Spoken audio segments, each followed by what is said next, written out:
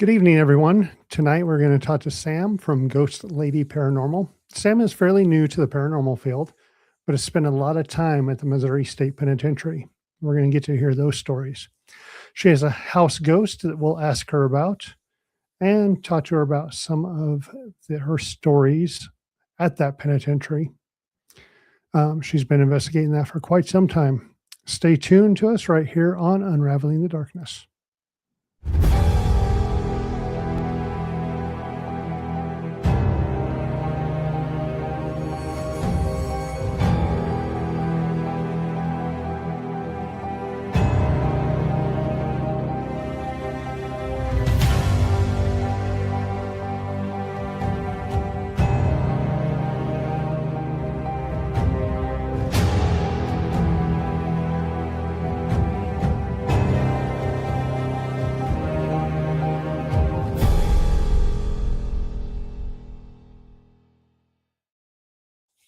Hello.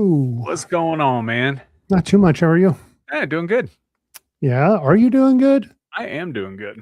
I know it's been a crazy 4 weeks for you. Yep. Yeah, work sucked, but doing good. Yeah. Here we are. You were gone last week. Work stuff. But more work stuff. I fumbled through and got us. You got us going. It's all right. I got to see our outro twice. It's cool. It's a good outro. Yeah. Stuff happens. Yeah. Like you said, that's why we need an engineer. Producer. Yeah. Yeah. So, all right. So, what else been going on? That's about it, man. I'm sweating my ass off. Go from like 40 degrees to 80. It's been nice for like a week though, so we can't really complain too much. Yeah, I know. I think spring is finally here. I'm just waiting to see if we get the big snowstorm. Late enough in March. You know, we've seen some April stuff, but I think we're going to be good. I think we're going to be okay. Yeah. Yeah. Summer may suck because of it, but ride it out. Yeah, I'm not complaining about a light winter. No. So, all right. We have Sam from Ghostlady Paranormal. She has investigated the Missouri State Penitentiary like so many times. I was surprised to see the number. So that's one place I've always wanted to go. That's what I was talking to her before the show. I'm like, the more I read about it or hear about it, like it seems really cool. You know, we had talked about trying to do like an unraveling thing somewhere, and that's kind of centralized. That would be a good spot for it. Bring in some of our past guests and investigate a place. And that would be cool. Yeah. Yeah, I didn't think about that being like a central place for us. Yeah. It'd be pretty neat. So let's not waste any more time and bring in Sam. Hey, Sam. How's it going? Hi. It's going good. How are you guys? Doing well. Doing good. So, Sam, I had messaged you about coming on, and you're like, yeah, I've investigated Missouri State Penitentiary.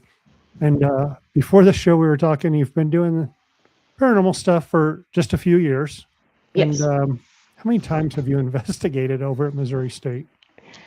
Now the count is currently at 34. I'm keeping a count. Wow. That's pretty good in 3 years. And it's rising. Nothing and it's actually 2 years that I started going at the penitentiary. My first night was September 7th of 2024. But I started getting into the paranormal a little bit before going to the penitentiary because I had a couple experiences prior to that. And that's kind of what got me like drawn into it. And then when I realized that I could move closer to Missouri and everything like that, that's when I started to check out the local ghost hunts because I thought that would be really cool to meet other people that do this because I hadn't met more people that have done it. So when I knew that they were doing groups and stuff like that, I was like, okay, I have to go. Which is always a great way to start, going to, you know, public investigations and kind of seeing how things are done. And my first night, they showed me the ropes. Like, I met a wonderful guide. Like, they're all wonderful.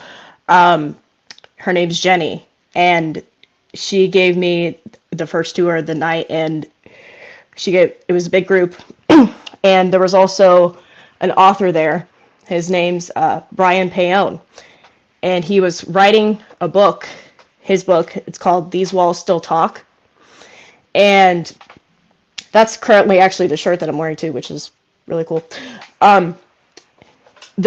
He was writing his book, and he was spending 8 weeks into the penitentiary, and we started to connect and stuff like that. But I started to do my ghost hunt just on my own, and I was with my husband, and they let us out for the night, and so it's an overnight ghost hunt, and it started from there. What made you get into investigating the paranormal? So I wanted to connect personally for myself. I've had a lot of experiences with family members passing away, and I've just always been interested in seeing if I could connect to them. My grandpa passed away in his home, and I wanted to figure out maybe if there was a way that I could possibly talk to him, because I kept feeling that his presence was there, and that's kind of like how my house ghost is. So I started wanting to, because like I felt a presence, and I just wanted to see if I could. And I downloaded Necrophonic. That was my first thing that I used, the Necrophonic app. Because I didn't know that there was other tools and stuff like that too. So that was just how I got started. And his name, Gale, started coming through. And that really, it startled me at first. I was really scared, but I was like, okay, this is a thing. This is real. I started smelling like different things that he used to have, like cigarettes, whenever we didn't have cigarettes in the house, and whiskey, his favorite whiskey that he liked to drink. It was things like that that made me want to start kind of connecting a little bit more and more. And then I kind of put a pause on it for a while because I didn't have any experiences and I wasn't in that house anymore. So then when I moved back to Missouri, I started seeing that they had ghost hunts again, and that's kind of how it started back up again.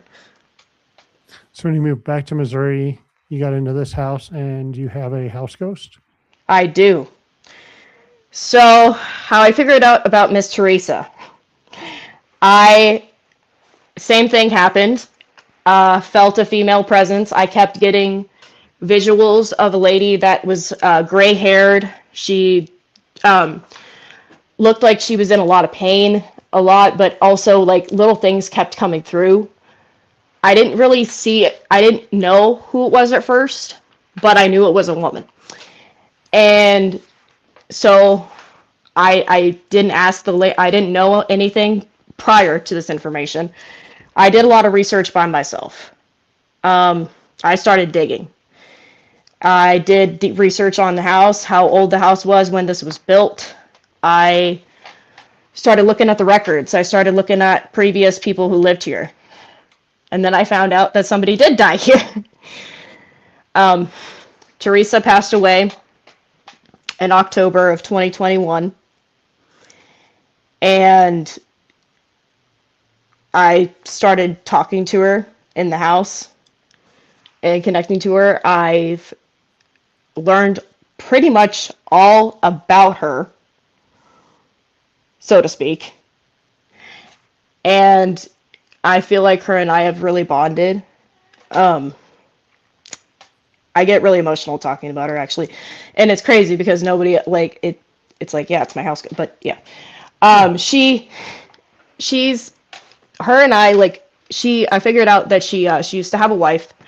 Her name was Diane.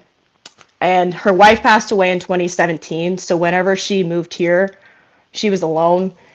Her caregiver, she had a few caregivers, and she had multiple sclerosis. And so whenever she was here, she passed away from multiple sclerosis.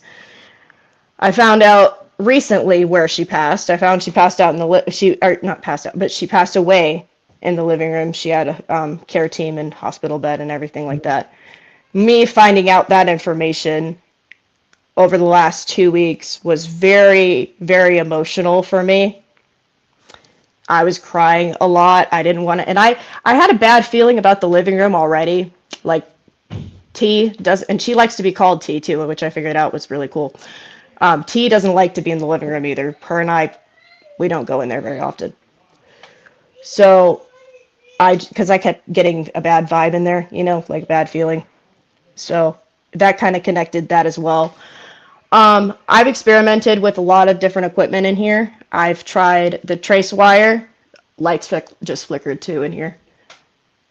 Yeah, But that's always interesting when we get people that are talking from haunted locations and stuff starts happening. We had that with it was Jocelyn, right?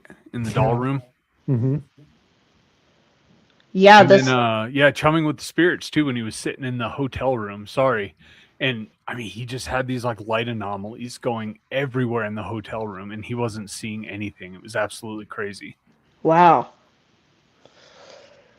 Yeah, it just started flickering again. Like there was this one light too that hasn't been working forever, and it just started working recently out of nowhere. And I thought the light bulb was dead, and I was like, no, and we replaced the light bulb, same thing, it wouldn't turn on. And the light will just choose to turn whenever it wants to come on. It's really weird. Um, but yeah, I put cat balls up there. I put cat balls up in my closet. The cat balls go off all the time. I like to collect haunted objects as well. That started recently.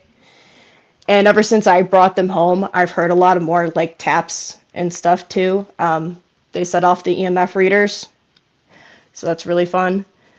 I talk to them. I take care of them. I pretty much consider myself a spiritual caretaker, really. I take care of Teresa. I take care of all my babies. So that's kind of what's been going on. So where do you go about finding most of your haunted objects? I reach out to haunted sellers usually, but I also find mine on my own. I've been starting to recently go antiquing, but I don't stick to like the same spot. I go to different ones, but I take my EMF reader with me.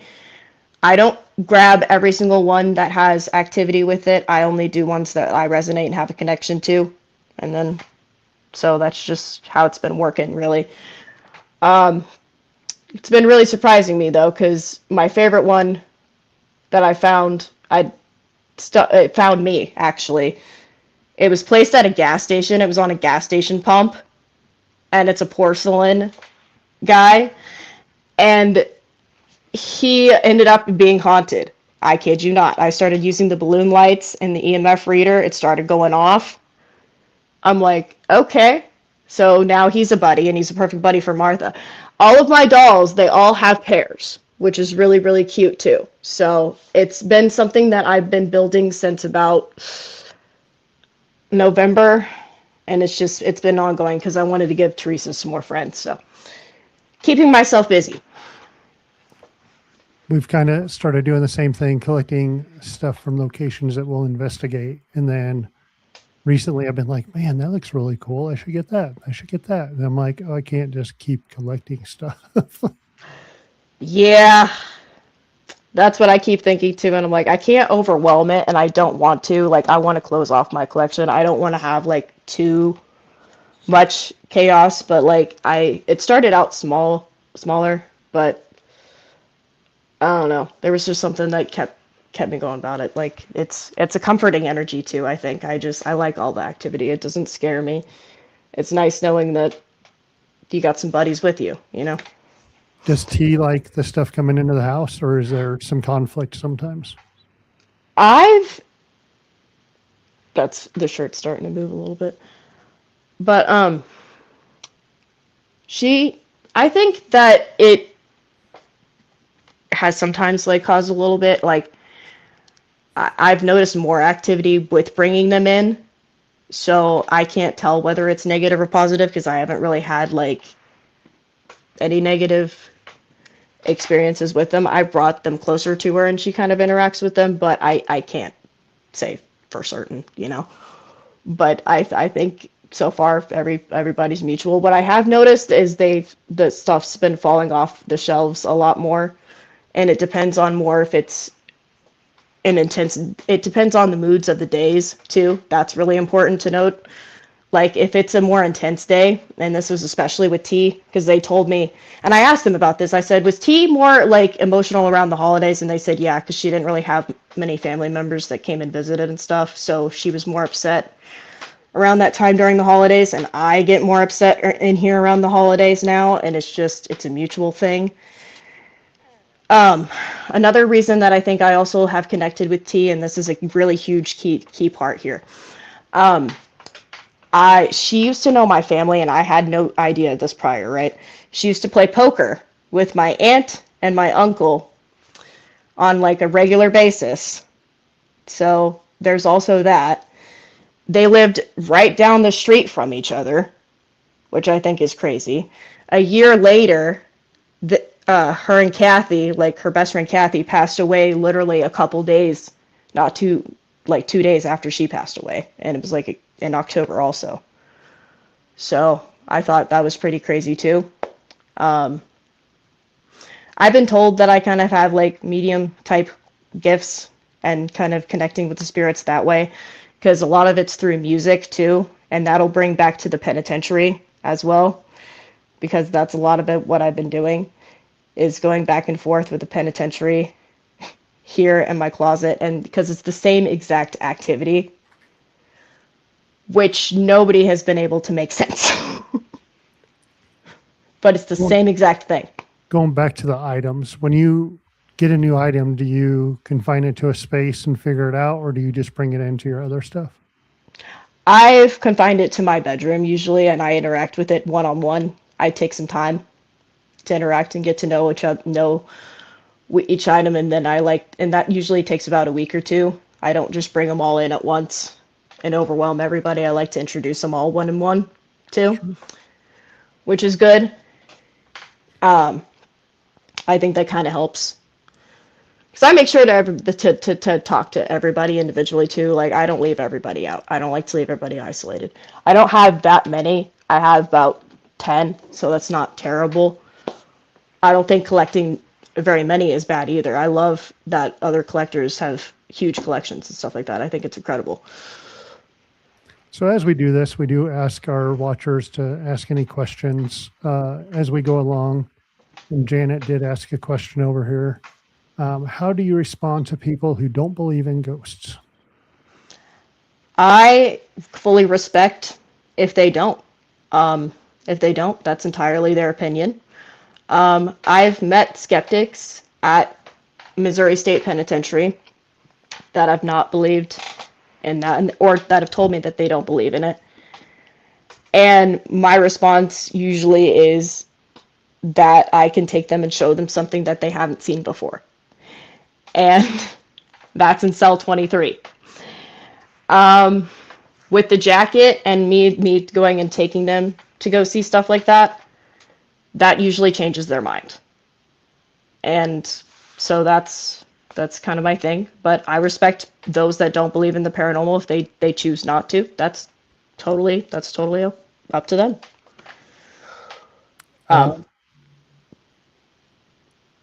Sorry. I normally don't have the dog down here, but I think he was getting into his treats. Going into the I got dogs too. Sorry. So going into the penitentiary, Sam, you've obviously been there quite a bit. And we've got John from Booze, Brews, and Barbecue that's got a question. The longer you've investigated a location, do you feel that the place kind of opens up for you more? Yes, absolutely. I feel like the place has bonded with me a little bit, and I bonded to it, per se. There hasn't been, whenever I went back for this recent investigation, I went back for my first night, and it seemed it seemed pretty active. Like there was kind of like a welcome back kind of feeling. There was lots of loud bangs, lots of stuff, and they were saying that hadn't happened earlier. And we went to the women's, and I was with a group of ladies, and it was about 6 of us, and it just started going off. And I was just like, okay, that feels like it's going back to. And I've also had familiar and nice to see you on the spirit box, which is one of. Yes, I think that's really, really sweet too. with you saying that too, and how the place has like opened up for me more. The jacket, the activity that I've gotten with this and in Cell 23, it started extremely subtle. It started very subtle. It wasn't big moves, it wasn't big turns, nothing. The more I started talking to it and the more I started visiting it, because that's what caught my eye in the first place.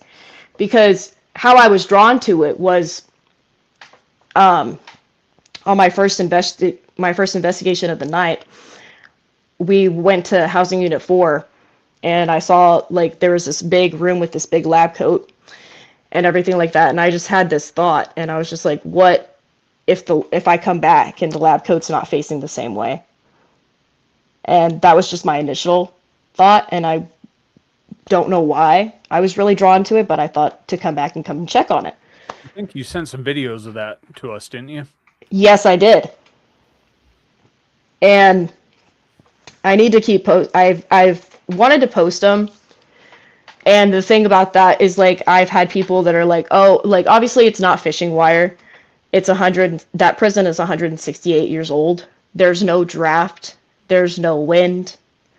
But it's like with AI and everything out today, it's so hard to explain that and show that without like having maybe like I think I would need somebody like because me going by myself as many times as I had and explaining it myself, that's the hardest part about it.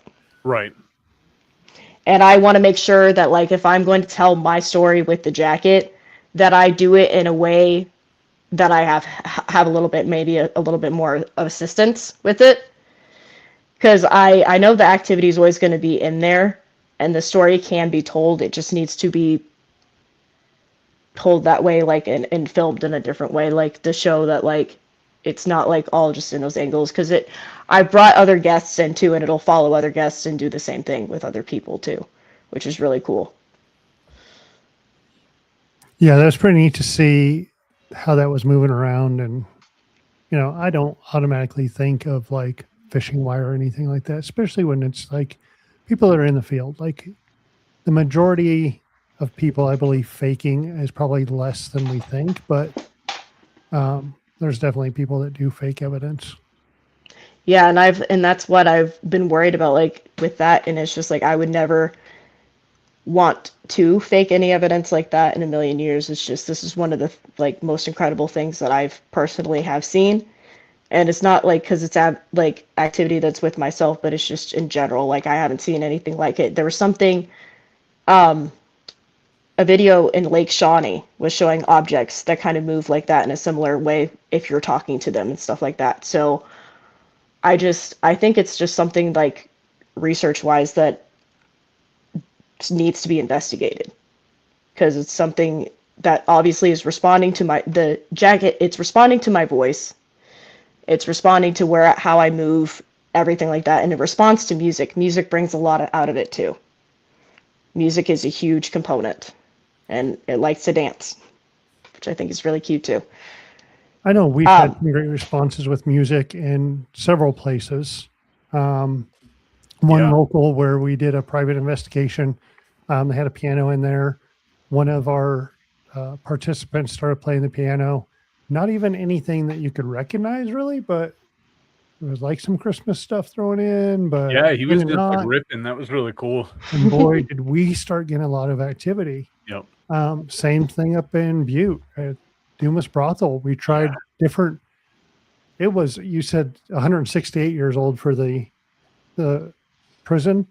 Yes. And, you know, the brothel up there was like 1884. So, I mean, it's 150, 140. And we started going through eras of music where it was like 20s, 40s, 50s, 60s, up until like the 80s.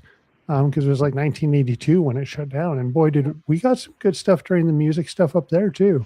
We did. I love that. Playing like, you know, the bugle calls in Gettysburg, you know, even that just opened that place up. Yeah. You know, I think everyone can connect to music somehow. So it's no wonder that it kind of heightens that activity. I think it has to do, it's like it kind of separates from like the questions that they get, like thrown, like it just kind of brings a little bit something different, that Right. they haven't tried yet. I've even tried knock knock jokes. Well, I like to do different things. Keep well, it fresh. those guys being in such a confined area, what did they have for the longest time? It was mostly music. Exactly. You know? Yeah, pretty I much. think about that a lot. Yeah. Yeah. So, besides the jacket, what's some of the other activity you get there?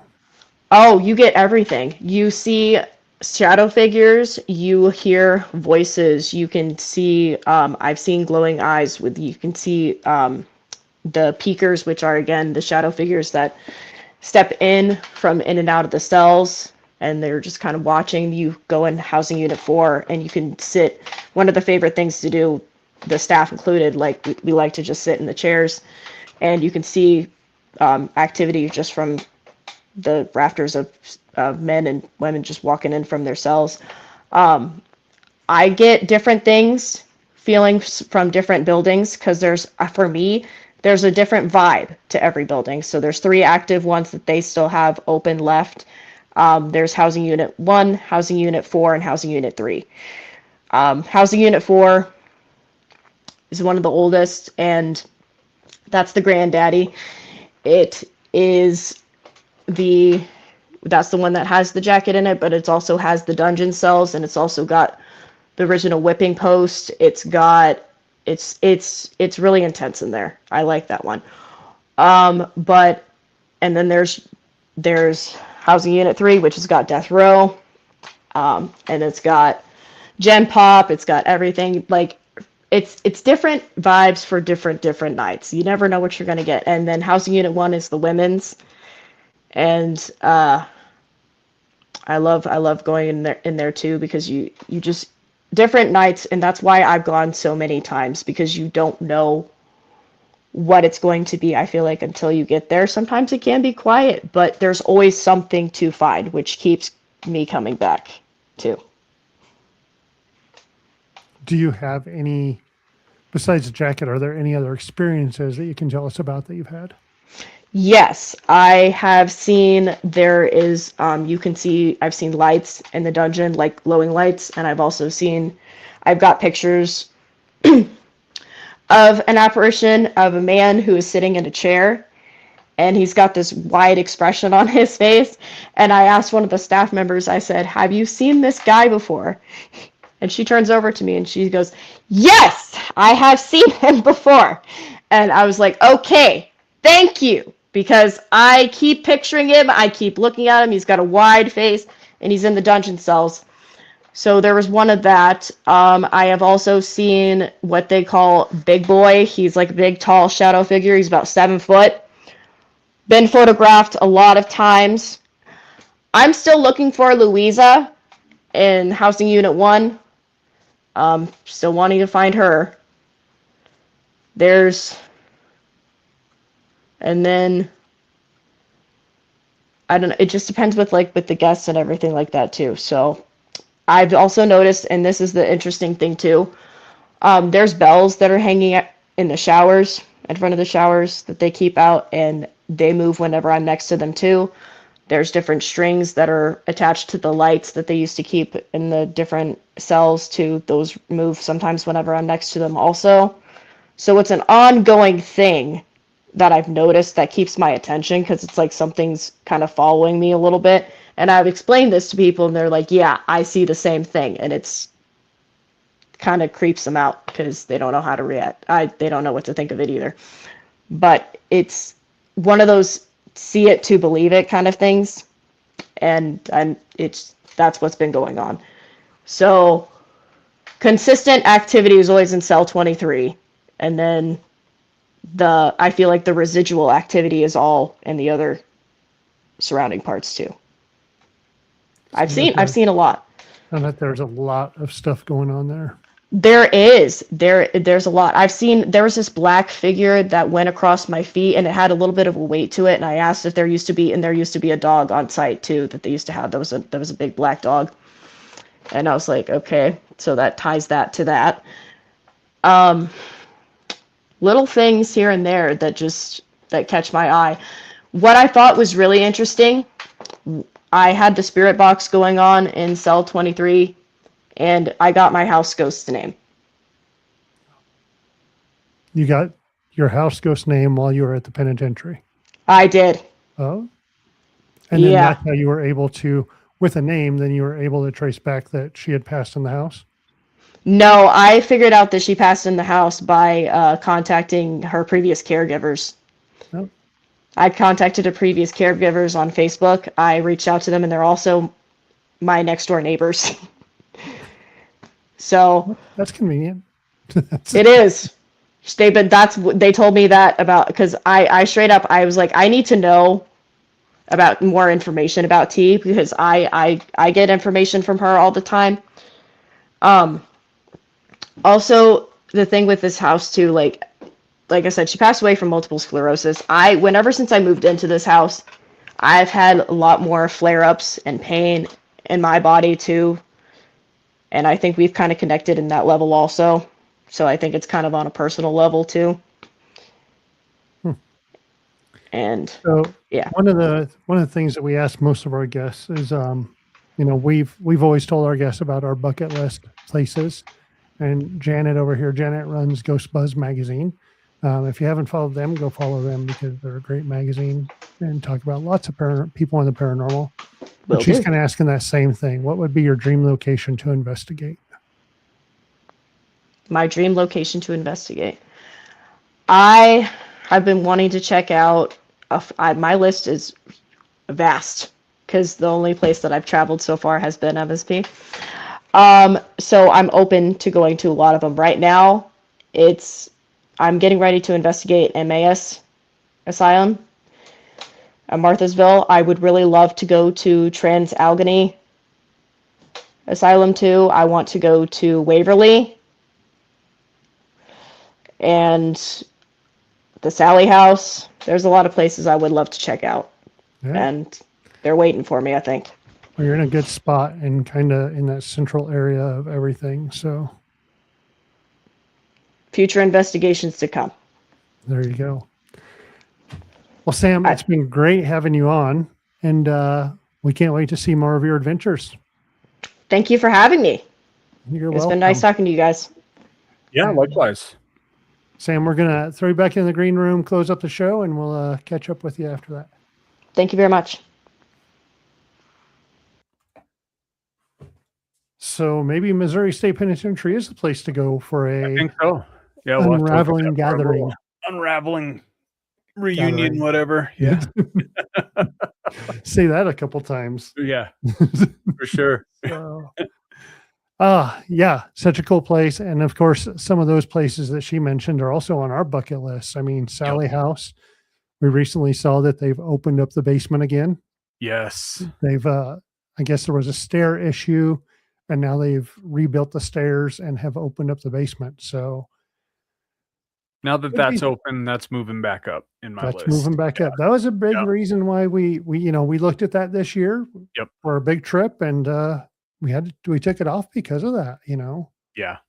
So yeah, move it back up and get that. That's Sally House is definitely a really cool place. Yeah, absolutely.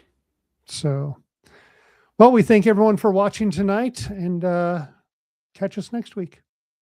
All right. Thanks, everyone. See y'all next week. Unraveling the Darkness would like to thank Horn Paranormal Research for sponsoring our show. If you're craving more paranormal content, don't forget to check out our YouTube and Facebook channels at Way Out West Paranormal and Unraveling the Darkness. You can catch all of our episodes of Unraveling the Darkness on Apple Podcasts, Facebook, and YouTube. Be sure to like and subscribe as it helps others find the show and join in on the paranormal fun. Thank you so much for tuning in. Until next time, keep your lights on, stay safe, and remember, the truth is out there, and it might just be closer than you think.